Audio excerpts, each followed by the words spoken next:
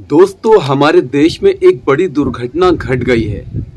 एक ऐसी दुर्घटना जिसने सारे देश को झकझोर कर रख दिया है। एक ऐसी दुर्घटना जिसके दिए जख्मों को हम सदियों तक नहीं भूल पाएंगे। मैं पूछना चाहता हूं उन आतंकियों से जिन्होंने 28 परिवार तबाह करके रख दिए और छीन ली उन 28 परिवारों से उनकी खुशियां।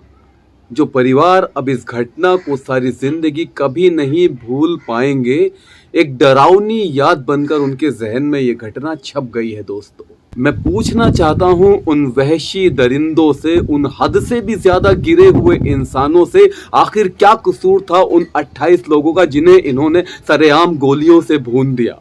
क्या बिगाड़ा था आखिर इन भोले भाले इंसानों ने? इनका क्या कसूर था जो तुमने इनकी दुनिया उजाड़ कर रख दी? कश्मीर, जिसे धरती का स्वर्ग कहा जाता है, उसे तुमने इन भोले भाले इंसानों के लिए नर्क बना दिया। क्या कसूर था इनका? अब कभी भी ये भोले भाले इंसान जो बच गए हैं इस घटना के बाद कश्मीर नहीं जाना चाहेंगे।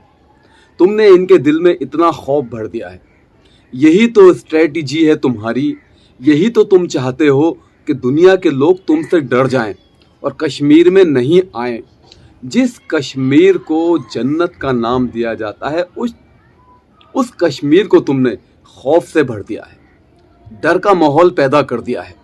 कश्मीरी जो सालों से इंतज़ार कर रहे हैं कि उनकी धरती पर अमन आए, उनकी धरती पर लोग सुकून से रहें, प्यार से रहें, मोहब्बत से रहें, 2 वक्त की रोटी सुकून से खाएं।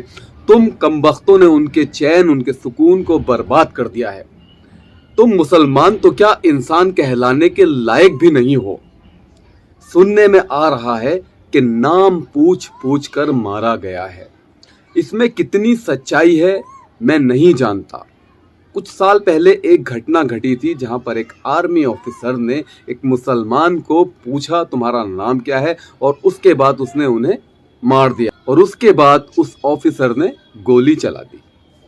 दोस्तों, जान हिंदू की हो, मुसलमान की हो, किसी की भी हो, मैं दोनों घटनाओं को कंडेम करता हूं और कहना चाहता हूं जनता से कि ये वक्त धैर्य का है, एक दूसरे पर ट्रस्ट करने का है, भरोसा करने का है। क्योंकि मैं फिर कहूंगा, सारे मुसलमानों का इसमें हाथ नहीं है। ये कौन लोग हैं ये जांच के बाद ही पता चलेगा। क्यों इन्होंने मासूम भारतीयों की जान ली ये भी जांच का विषय है। लेकिन इस घटना के बाद कश्मीर के जो लोग इस घटना को कंडेम कर रहे हैं वो सोशल मीडिया पर छाया हुआ है। वहीं दूसरी तरफ गोदी मीडिया जो जनता में भ्रम फैला रहा है, हिंदू मुस्लिम करने की कोशिश कर रहा है। कश्मीर में जब यही गोदी मीडिया जाता है तो इसका बॉयकॉट किया जाता है। मुस्लिम वहां पर इसे भगाते हैं। गोदी मीडिया एंकर चित्रा त्रिपाठी का ये वीडियो वायरल हो रहा है। वो कश्मीर में गई थी और उन्होंने रिपोर्टिंग शुरू की और वहां के लोगों ने उनका बॉयकॉट करना शुरू कर दिया। क्यों किया? क्योंकि वो इंसाफ की बात नहीं सुन रही थी। वो सिर्फ अपने मतलब की रिपोर्टिंग कर रही थी और मतलब की रिपोर्टिंग करने से नुकसान होता है अवाम का। अवाम ने कहा कि आप रिपोर्टिंग करिए लेकिन इंसाफ के साथ करिए। तो ये चित्रा त्रिपाठी जिन्होंने कभी ईमानदारी से रिपोर्टिंग की ही नहीं है, तो फिर आज कैसे कर सकती हैं? आवाज आ रही थी गोदी मीडिया बॉयकॉट, गोदी मीडिया बॉयकॉट। गोदी मीडिया का बॉयकॉट किया गया है। दोस्तों, जहां तक घटना की बात है, घटना निंदनीय है। कोई इंसान जो इंसानियत से नीचे गिरा हुआ होगा वही इसका समर्थन करेगा, वही इसका सपोर्ट करेगा। क्योंकि जो जाने गई हैं वो किसी का भाई था, किसी का पति था, किसी का दोस्त था, किसी का रिश्तेदार था, उनकी भी जाने गई हैं। और ये भी नहीं भूलना चाहिए कि इसमें 2 मुसलमान भी शहीद हुए हैं। ये लोग जो शहीद हुए हैं इनका कोई कसूर नहीं था। ये अपना वक्त गुजारने, अपनी छुट्टियां काटने भारत के एक हिस्से को, जन्नत को, कश्मीर को देखने के लिए गए थे। लेकिन वहां पर कुछ आतंकियों ने वो खेल खेला कि ये अपनी जान से हाथ धो बैठे। मेरे दोस्तों, बुरा ना हिंदू है ना मुसलमान है, बुरा तो शैतान है जो दिलों में फर्क डाल देता है।